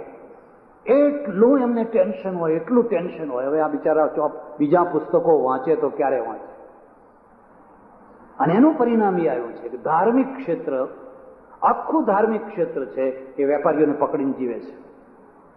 વેપારીને પકડો, એના પાસે યજ્ઞ કરાવવો હશે બહુ સરળતાથી કરશે. એના પૂર્વજો નડતા હશે, એને કંઈ નડતું હશે, એને ફલાણું કરે, એના પાસે જેટલો ખર્ચો કરાવવો હશે એટલો કરાવી શકશો. એની પાસે પૈસો છે અને ધાર્મિક સમજણ નથી, ધાર્મિક ચિંતન નથી. ચીલા ચાલુ ઘરેડમાં બસ જે આવે એને આપી દેવાનું, ઉદાર હોય તો આપી દેવાનું. એટલે પેલા વિમલ રોયે કહ્યું, જો આ શીખજે, એમ દર્દીઓની નાળ પારખવાની, એને ક્યાં દુખે છે ને શું છે ને એનું સમાધાન કરો. પશ્ચિમે જિજ્ઞાસા ઊભી કરી, પૂર્વે ના કરી, ગ્રંથબદ્ધ થઈ ગયા. એટલે અરબસ્તાન જેવો આટલો બધો સમૃદ્ધ દેશ ખાલી ખજૂર ખાઈને જીવતો રહ્યો. આજે જે અરબસ્તાનમાં સમૃદ્ધિ છે ને એ તો રોયલ્ટીની સમૃદ્ધિ છે, પોતાની નથી. પોતાની સમૃદ્ધિ ઇઝરાયલમાં છે, પોતાની સમૃદ્ધિ જાપાનમાં છે. આ તો રોયલ્ટીની સમૃદ્ધિ છે. એક માણસ 80 પૈસા લઈ જાય ને 20 પૈસા તમને આપી જાય, એટલે 20 પૈસા જે તમને આપે છે એની સમૃદ્ધિ છે. કારણ કે પ્રજા આખી ગ્રંથબદ્ધ થયેલી છે, અને ગ્રંથબદ્ધ થઈ છે એના કારણે એના ત્યાં પ્રયોગશાળા નથી. એના ત્યાં પ્રયોગશાળા નથી એટલે એ પશ્ચિમની પ્રજાની બરાબરી નથી કરી શકતી. હમણાં ઈરાકમાં યુદ્ધ થયું, તમે જોયું નહીં? બટન દબાવવાના યુદ્ધ. ક્યાં ભાલાનું યુદ્ધ હતું, તલવારોનું યુદ્ધ હતું? બટન દબાવો. અને બટન કોણે ઉભા કર્યા? પેલી પ્રજાએ. આપણા કૃષ્ણ મહેનાને એક વાર કહેલું અમેરિકાને, કે લાઠી સે લડેંગે. લાઠી લડવાનો કોઈ પ્રસંગ છે? ટેકનોલોજી એના હાથમાં છે. ટેકનોલોજી ક્યાંથી આવી? જિજ્ઞાસામાંથી આવી. સતત નવું નવું નવું નવું નવું. હમણાં પરમ દિવસે મારે ત્યાં એક છોકરો આવ્યો ઇંગ્લેન્ડથી, મારો ઓળખીતો, આવડો નાનો હતો, મેં તો ઓળખ્યો નહીં, ઘણા વર્ષે આવ્યો. મને કે હું 38 ટનની ટ્રક ચલાવું છું, એમાં 38 ટન વજન ભર્યું હોય. મેં કહું અમારા વેગન તો 22 ટનના છે, લખ્યું હોય ને રેલવેના વેગન ઉપર, સામાન્ય વેગન. મને કે અમારી ટ્રકો છે ને 38 ટનની ટ્રક છે, અને એ મારા પોતાના દુકાનની ચલાવું છું, એની દુકાન છે. બહુ હેવી પડતી છે. મને કે ના ના, બિલકુલ ઇઝી, બિલકુલ. એટલી બધી સરસ મર્સિડીઝે વ્યવસ્થા કરી છે, એમાં 18 ગિયર છે, 18 ગિયર છે, 18 ગિયર. આપણે કલ્પના કરી શકીએ? હો, મેં કહું ગિયર બદલવામાં તો આમ કેટલું આમ ખેંચા ખેંચ કરવી પડતી છે. મને કે ના, 18 ગિયર એવી રીતે મૂકેલા છે કે આમ ટપલી મારો એટલે ગિયર ઉપર ચડ્યા કરે, ખાલી આમ આમ હાથ જ અડાડવાનો, આમ હાથ જ અડાડવાનો. દર વખતે અડધો ગિયર બદલાય, દર વખતે અડધો ગિયર બદલાય. તમે આ ટ્રકની આગળ આ તમારી ટ્રકોને કેટલા દિવસ ચલાવવાના? અંતે તમારે પેલી ટ્રક અહીં લાવવી પડશે, રોયલ્ટીથી લાવવી પડશે, એની ડિઝાઇન લાવવી પડશે, અને 80 પૈસા એના અને 20 પૈસા તમારી રોયલ્ટી. એ રીતે તમારે કરવું પડશે. ક્યાં સુધી આ કરશો? જ્યાં સુધી તમારા મસ્તિષ્કની જાગૃતિ નહીં આવે ત્યાં સુધી. મારુતિ કોની બહારની, ફલાણી ફિયાટ કોની બહારની, ફલાણી કોની બહારની, બધું જ બહાર. ફલાણું મોપેડ, અને એનું ગૌરવ પાછું, આ તો હીરો હોન્ડો એમ કે જાપાનનું છે, આ તો સોની કેસેટ જાપાનની છે, એનું પાછું ગૌરવ. તો તમારું શું છે? અમારું રામપાત્ર, આપજો મા બાપ, દુકાળ પડ્યો છે, આપજો મા બાપ, હમણાં બહુ દુકાળ પડ્યો છે, આપજો મા બાપ. તમને વેદના નથી થતી? તમને વેદના એટલા માટે નથી થતી કે તમે પરિસ્થિતિને સમજી નથી શકતા. પરિસ્થિતિને તમે એટલા માટે નથી સમજી શકતા કે પરિસ્થિતિને સમજવા માટેનો આખો એપ્રોચ જ ઉભો નથી કરવામાં આવ્યો. અમારા જેવા કથાકારો આવે, તમારા મગજમાં ઠાંસીને બેસાડી દે, અરે આ ભારત ભૂમિ છે, અહીં તો દેવો જન્મ લેવા તરસે છે, દેવતાઓને પણ દુર્લભ છે. એટલે લોકો રાજી ખુશ થઈ જાય. બોલાવો, બતાવો કોઈ જગ્યાએ ભગવાન જન્મ્યા? આ તો ભારત ભૂમિ છે કે જ્યાં ભગવાન સાક્ષાત અવતાર લે છે. બસ લોકો રાજી થઈ ગયા, ખુશ થઈ ગયા. અને ચિંતા ના કરો, હવે કળયુગ પૂરો થવાની તૈયારીમાં છે, ભગવાન આવવાની તૈયારીમાં છે, બધું સારું થઈ જશે, ભૂમિનો ભાર ઉતરી જશે. બસ હું આને અફીણ કહું છું, ઘોળીને પીવડાવો. એ પ્રજાનું મગજ પહેલેથી ડલ છે, એ ડલ થઈ જાય, આખું ચિંતન જડ થઈ જાય, એની જિજ્ઞાસા મટી જાય. એને એક જ થાય કે હવે બસ, હવે આવો, ભજન એવા ગાવાના, ગીતો એવા ગાવાના, શ્લોકો એવા બોલવાના. એટલે આયા જ એક જિજ્ઞાસુ પ્રજા છે, અને જિજ્ઞાસુ પ્રજા છે એ નવું શોધે છે, નવું શોધે છે, એટલે આગળ ને આગળ રહે છે. એક ચોથી પ્રજા છે, એનું નામ છે વિજિગીષુ પ્રજા. વિજિગીષુ શબ્દને સમજજો. જીજીવિષુ નહીં, વિજિગીષુ. માત્ર જીવવાની ઈચ્છા નહીં, જીવશું તો ખરા, વિજય મેળવીને જીવશું. વિજય મેળવીને, એમને એમ નહીં. જજ્યા વેરો ભરીને અમારે નથી જીવવું.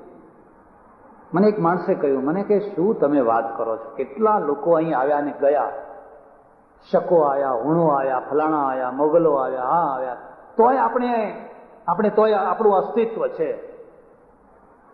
કયા જેવી તેવી વાત છે? મેં કહ્યું ના, આટલા ડીડીટીના છંટકાવ પછી પણ મચ્છરો જીવે છે, કીડીઓ જીવે છે.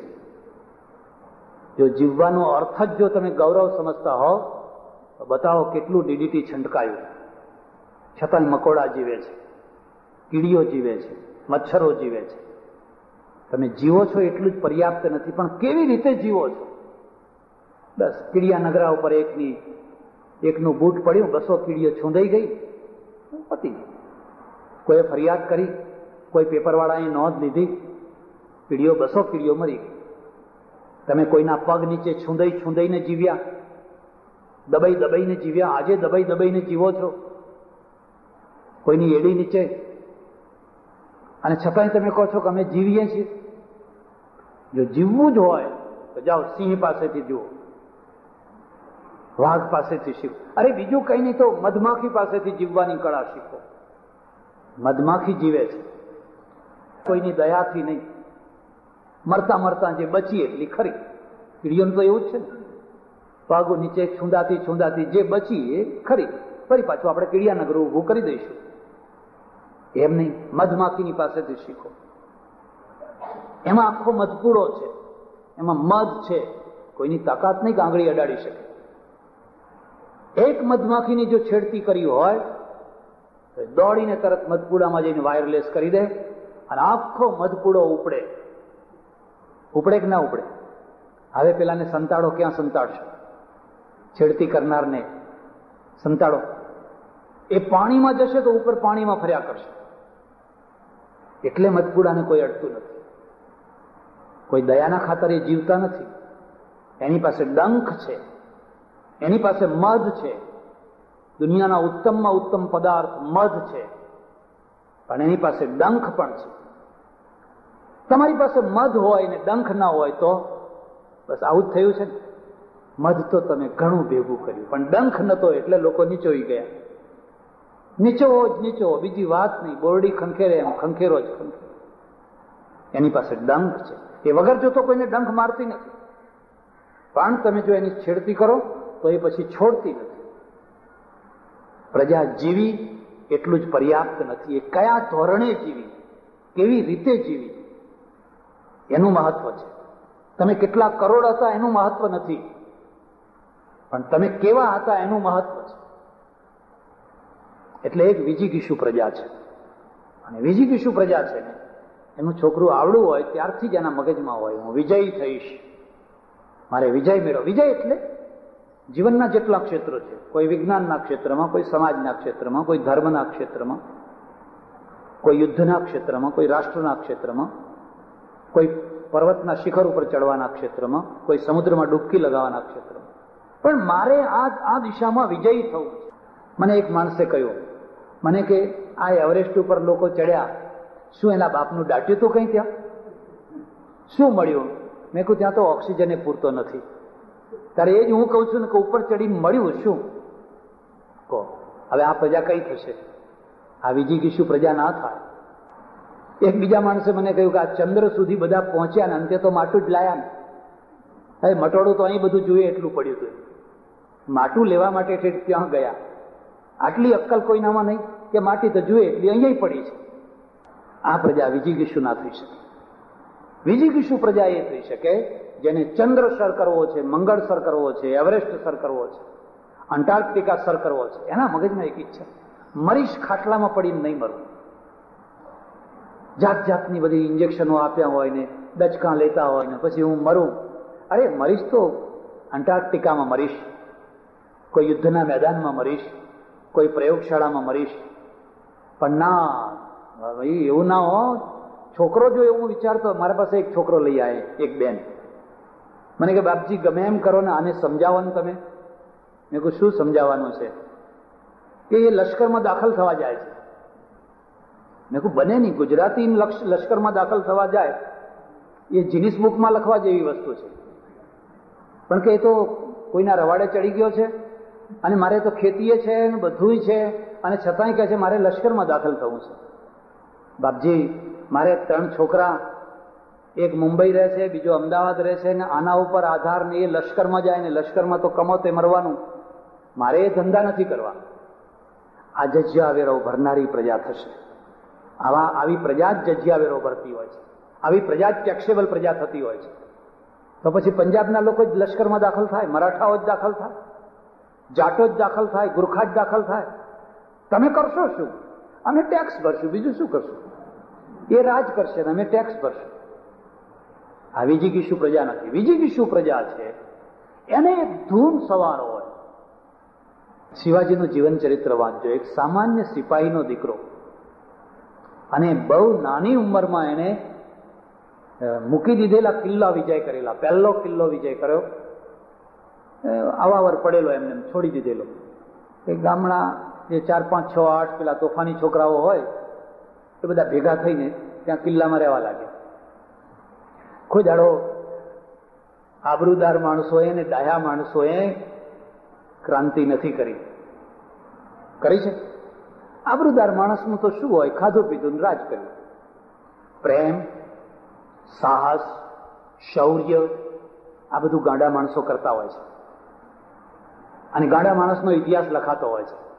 ડાયા માણસનો તો બસ નિશાળમાંથી નિસરી જવું પાંસરું ઘેર, સીધી લીટીએ ઘેર જવું, ઘેરથી દુકાનેથી ઘેર, ગાયના શુકન લેવા, આમ થોડુંક આમ પૂંછડે હાથ લગાવો, પતી ગઈ, વાત પૂરી થઈ.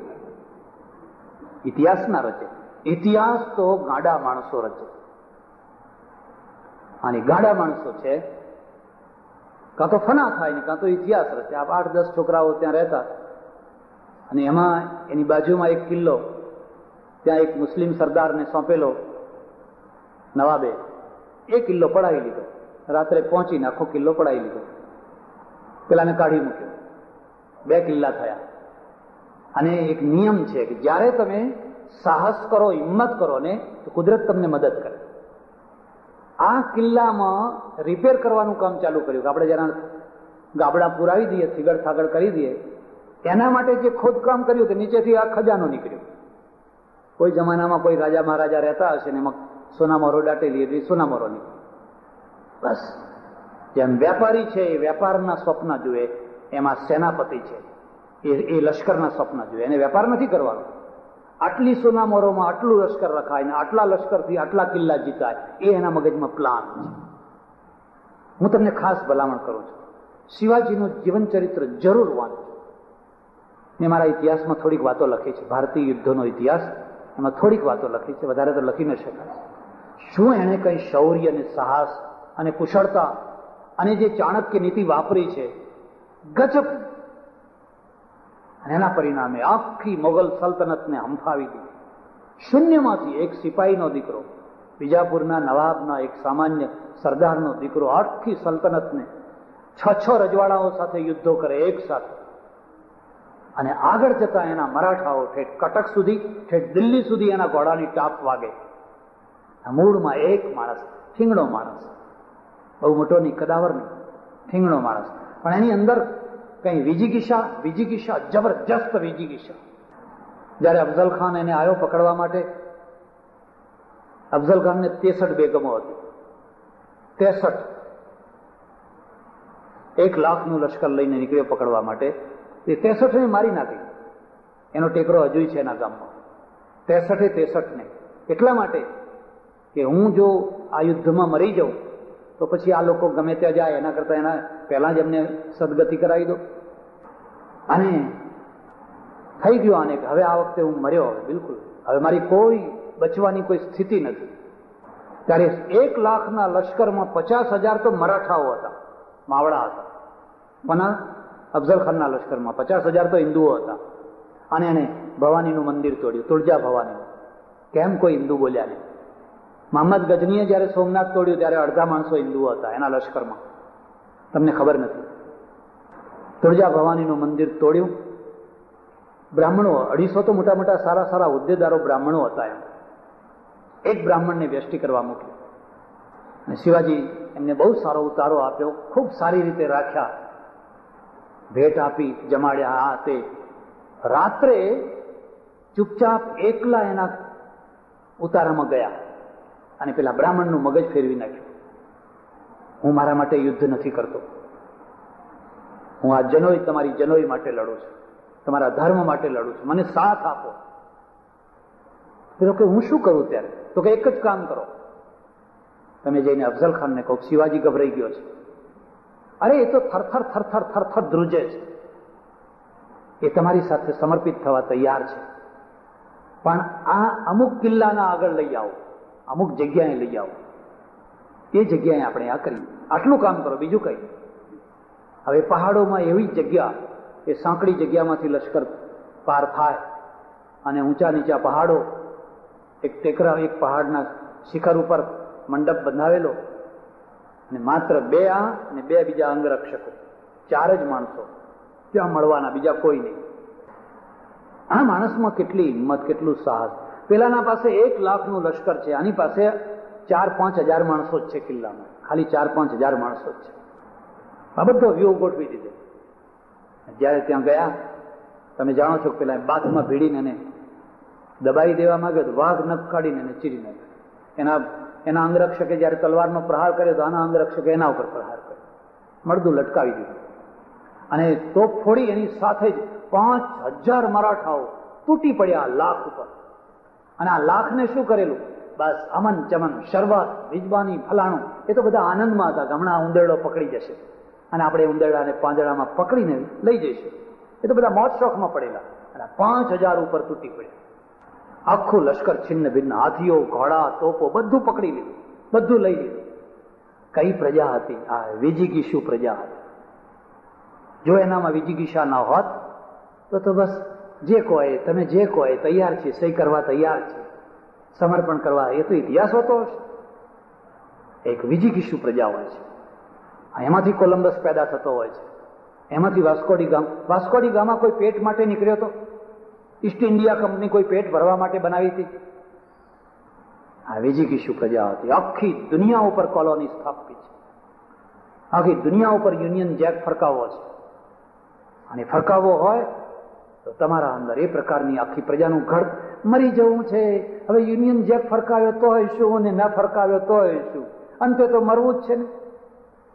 આવી પ્રજા ઇતિહાસનું નિર્માણ ના કરી શકે.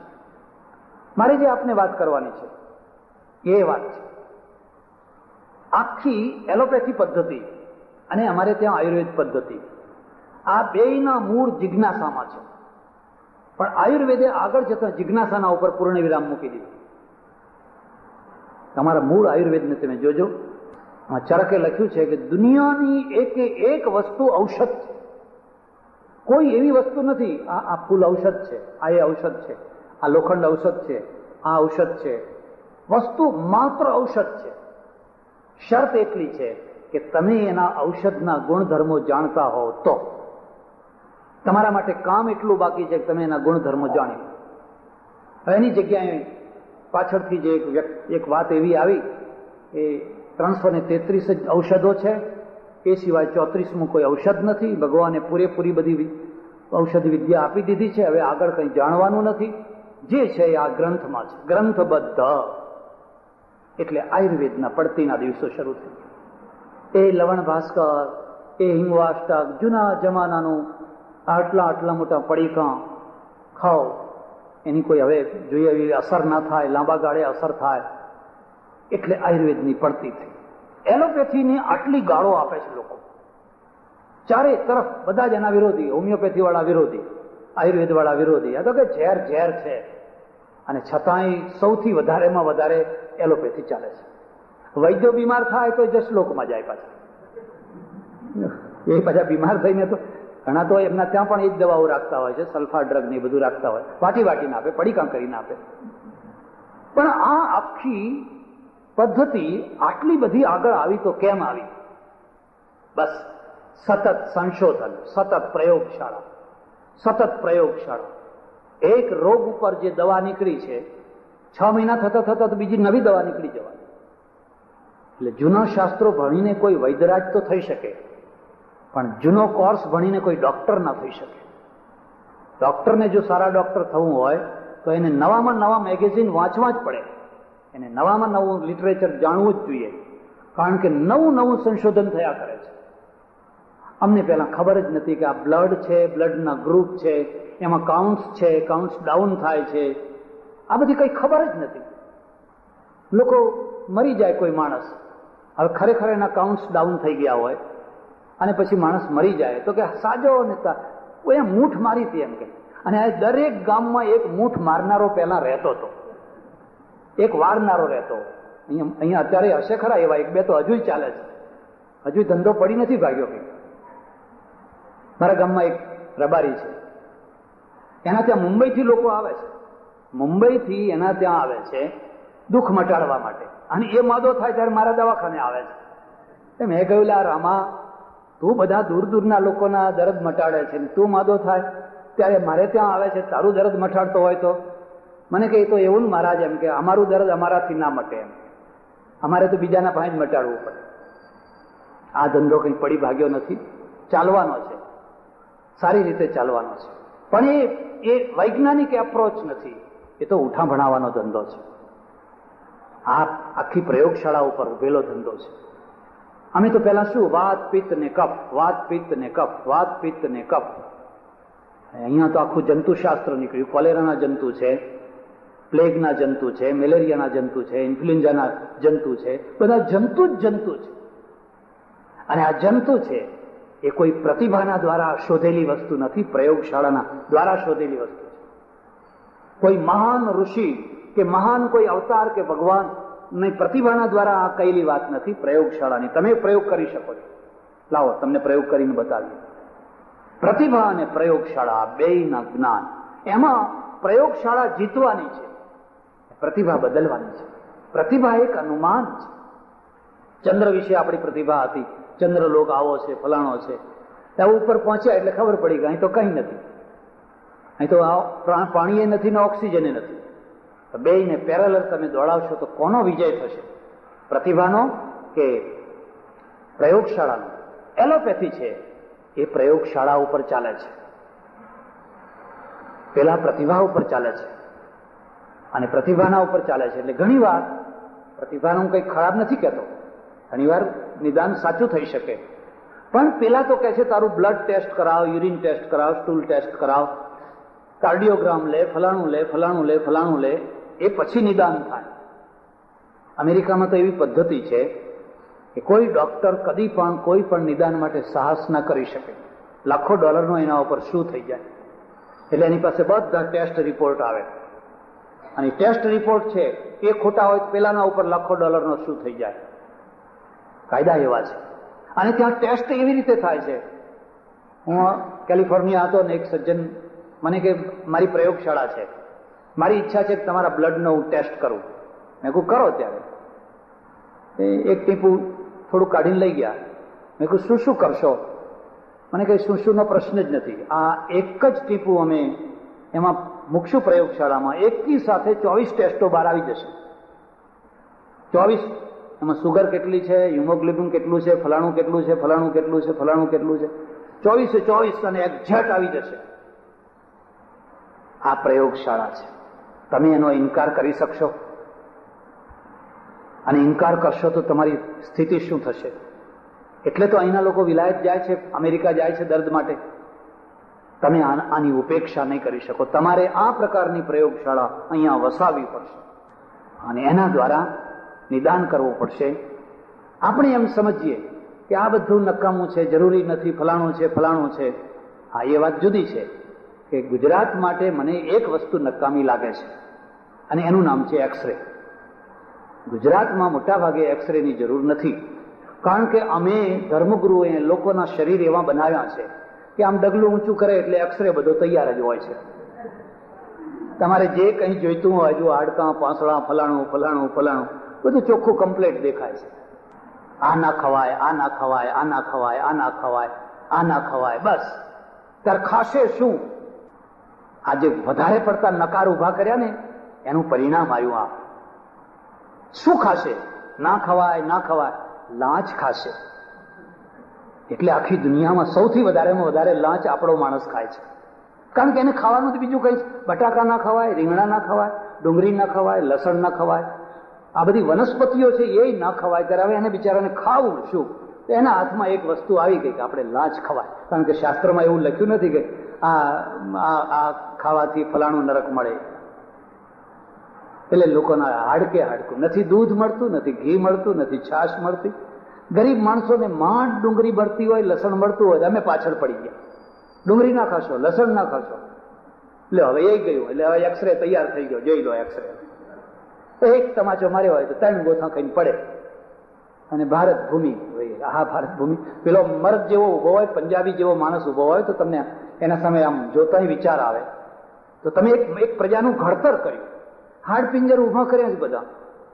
બસ જીવીશું, જીવો અને મરો, જીવી જાણો, બસ ગમે તે રીતે જીવી જાણો, નહીં વિજીગીશું પ્રજા. એટલે સજ્જનો, આજે જયારે તમારો આ સમારોહ થઈ રહ્યો છે, તમે સૌ ડોક્ટરો છો, તમારું બહુ મોટું જમા પાસું છે અને બહુ મોટું ઉધાર પાસું છે, પણ એ મારે ચર્ચા નથી કરવી. અમારે ત્યાં તો એમ કહ્યું છે કે એક વિષ્ણુ જન્મ આપે છે અને બીજો વિષ્ણુ ડોક્ટર છે જે જીવાડે છે. ભિષગ અસૌ હરિરેવ તનુભૃતામ. ભિષગને હરિ માન્યો છે, કારણ કે માણસ માદો થાય એટલે ડોક્ટર એને જીવાડી આપે. તમારી પાસે બહુ મોટું જમા પાસું છે. અને એ બીજું મારે બીજી ચર્ચા નથી કરવી, પણ મારે તમને આટલી જ ચર્ચા કરવી છે. મારા દેશની પ્રજાને જિજ્ઞાસુ બનાવો, વિજિગીષુ બનાવો, એને નમાલી ના થાવ. એવો સત્સંગ નથી કરવો કે જેથી તમે મુમૂર્ષુ પ્રજા થઈ જાઓ. મરવું છે, મરવાની વાતો લઈને મગજમાં બેસી જાઓ. એમ ખાલી જીવી ખાવા માટે જીવવું છે એવું નથી કરવું. ભલે થોડા માણસો હોય, પણ વિજયની સાથે જીવવું છે, ગૌરવની સાથે જીવવું છે. એ સંકલ્પ ભારતના એક માણસમાં હોય અને એ સંકલ્પને આપ સૌ સિદ્ધ કરી બતાવો, પહોંચાડો, એ મારી અપેક્ષા છે. અહીંયા આવ્યો અને આનંદ થયો. હું પરમેશ્વરને પ્રાર્થના